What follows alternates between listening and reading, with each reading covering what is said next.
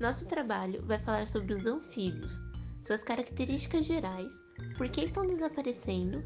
Vamos mostrar alguns anfíbios representados em desenhos animados e jogos, falar um pouco sobre seu habitat, sua forma de reprodução e a importância biológica de alguns representantes. Os anfíbios são seres vertebrados que fazem parte do reino Animalia, da classe anfíbia.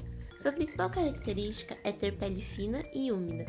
A maioria das espécies vive uma parte da sua vida na água e outra no solo, por isso recebe o nome anfíbio, que tem origem grega e significa amphi, ambos, e bio, vida, ou seja, ambas as vidas ou ambos os meios. São animais pecilotérmicos, ou seja, possuem sangue frio, então contam com a ajuda de temperatura ambiental para manter mornos ou frio. Se quiser encontrar um sapo, por exemplo, é recomendado procurar em lugares em que não haja grandes variações de temperatura durante o dia. Suas principais representantes são sapos, rãs, pererecas, salamandras e cobras cegas. Os anfíbios, assim como nós seres humanos, eles estão suscetíveis a doenças e, consequentemente, à extinção. Os anfíbios estão morrendo a taxas alarmantes. Esses animais são muito sensíveis a alterações tanto do meio ambiente aquático como do solo e do ar.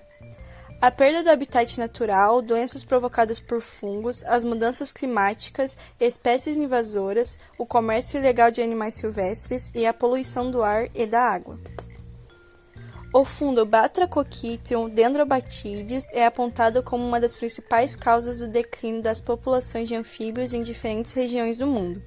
O Brasil possui a maior fauna de anuros do mundo, que são os sapos, as rãs e as pererecas, com quase 900 espécies já identificadas. Aqui a gente representou alguns anfíbios representados em filmes e jogos. As duas primeiras ali são salamandras. A primeira é representada no filme Monstros S.A. e a segunda, que é bem bonitinha, é representada no filme Frozen 2. O terceiro animal é uma axolote, que é uma espécie de salamandra. Ela é representada no jogo Minecraft, que é um jogo de sobrevivência. O terceiro é um casalzinho de sapos, que é representado no filme A Princesa e o Sapo. Anfíbios são encontrados praticamente no mundo inteiro. Eles são mais comuns em regiões quentes e úmidas, como os trópicos. Alguns anfíbios adultos vivem apenas na terra, mas há aqueles exclusivamente aquáticos. A maioria, porém, passa uma fase da vida na água e outra na terra. Os anfíbios podem ser divididos em 3 grupos: Anura, Urodela e Apoda. Anura é o grupo mais diversificado e conhecido de anfíbio. Nesse grupo estão inclusos os sapos, rãs e pererecas. São animais que não apresentam cauda, possuem 4 membros locomotores quando adultos e troncos curtos. Os membros posteriores dos anuros são geralmente maiores, o que favorece a realização de saltos. Possuem língua longa e pegajosa que auxilia na captura de alimento como pequenos insetos. Os anuros apresentam grande capacidade de vocalização, sendo a produção de sons uma característica observada na maioria das espécies do grupo. O canto é utilizado em diferentes situações, como a atração de fêmeas, demarcação territorial, defesa de território e como forma de evitar a predação. Muitas espécies de anuros possuem veneno. A presença de coloração vistosa na pele desses animais alerta para a presença dessas substâncias tóxicas. Os urodelos são anfíbios que retêm suas caudas na fase adulta. O corpo dos urodelos é geralmente longíneo e com membros de tamanho similar. Algumas espécies vivem apenas no ambiente aquático, outras vivem no ambiente terrestre quando adultas ou por toda a sua vida. Nesse grupo estão incluídas as salamandras e os tritões. Os ápodes caracterizam-se por não possuírem patas, apresentam um corpo alongado e de formato vermiforme e olhos reduzidos e pouco funcionais. Grande parte das espécies passa praticamente toda a vida em galerias no solo. São exemplos de ápodes as cecílias ou cobras cegas. Reprodução dos anfíbios. A reprodução é sexuada, geralmente com fecundação externa. A fecundação externa acontece fora do organismo da fêmea. Os gametas femininos e masculinos se encontram no ambiente externo. Para que esse tipo de fecundação ocorra, é fundamental a presença da água. onde a fêmea elimina os óvulos na água e o macho despeja os espermatozoides sobre eles. Os embriões se desenvolvem em forma de larvas, que passam pela metamorfose, originando os adultos.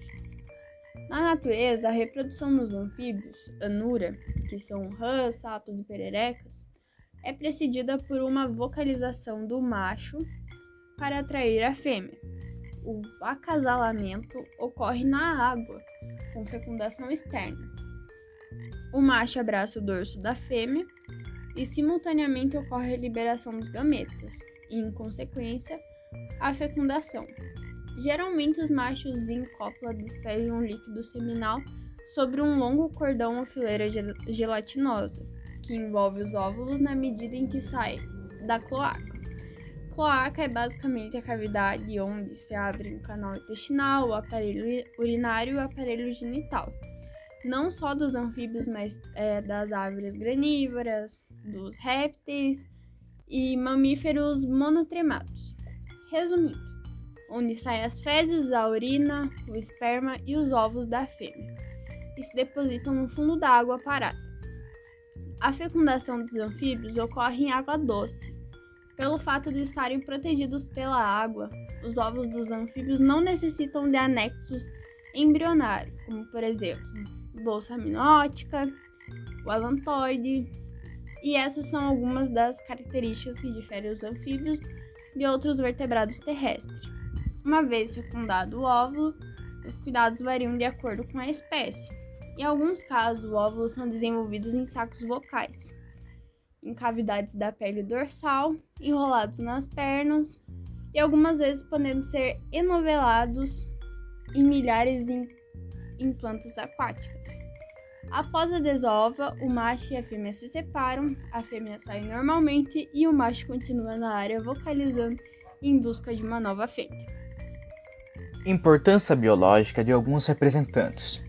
Os sapos, rãs e pererecas são animais de extrema importância para o equilíbrio da natureza, pois controlam a população de insetos e de outros animais invertebrados e servem de comida para muitas espécies de répteis, aves e mamíferos.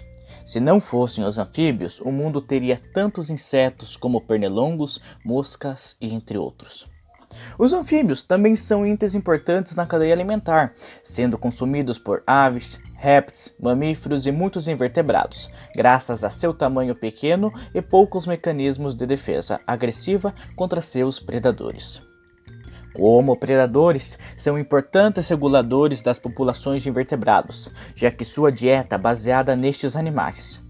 Assim, consumem presas e evitam que se tornem prejudiciais ao ecossistema como um todo.